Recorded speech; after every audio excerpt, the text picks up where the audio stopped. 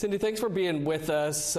This week started out with this deal being a secret, and then there was a press conference on Thursday announcing it was worth the $47 billion, more than twice as much as initially announced. Sounds pretty good, no?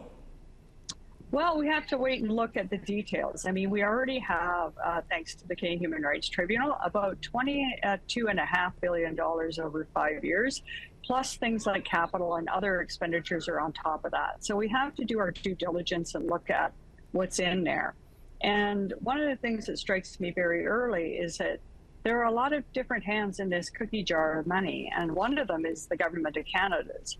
So the Canadian government's in there, the provinces are in there, the parties have some additional funding. So we have to see out of all of this, how much is left for kids and how is it going to be structured and who is it going to go to, and then who makes the decisions about the implementation of this agreement in a way that hopefully will ensure free, prior, and informed consent. And I need to go through that in more detail to take a look at those paragraphs.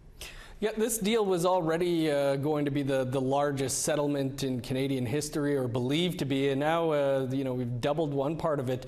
You talk about hands in the cookie jar. Can you explain what you're talking about there? Right. So, when I talked about the $22.5 billion that's already on the books, plus, additional expenditures on top of that, the Canadian government wasn't one of the groups that was getting funds. But in the agreement in the early pages, it makes clear that the Canadian government is going to get some of this money. It's unclear how much they will get, but they're clearly in there. And one of the other groups that's going to be receiving funds are the provinces and territories, where they provide services to First Nations. That absolutely should happen, but I'm concerned when they're included in this bucket of money that should be going to First Nations and is not on top of it. Cindy, you initially didn't see this agreement, didn't get a copy, right? No. It sounds like many other leaders may not have either. Has this already been a pretty bad rollout of a massive deal here? Well, for me, I absolutely believe that transparency matters when it comes to making the best decisions for children and families, because this particular agreement is going to affect First Nations children all over this country for generations to come. If there was ever an agreement that deserved the best of everyone's contributions, this is it.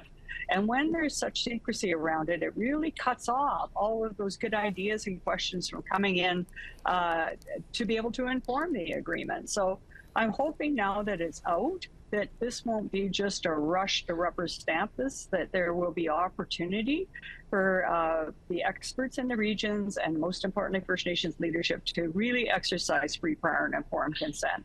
The time feels pretty rushed to me, especially over the summer, when a lot of people are in ceremony or they have family obligations. And we heard that from the chiefs at the assembly as well, is that date in September feels pretty crunched.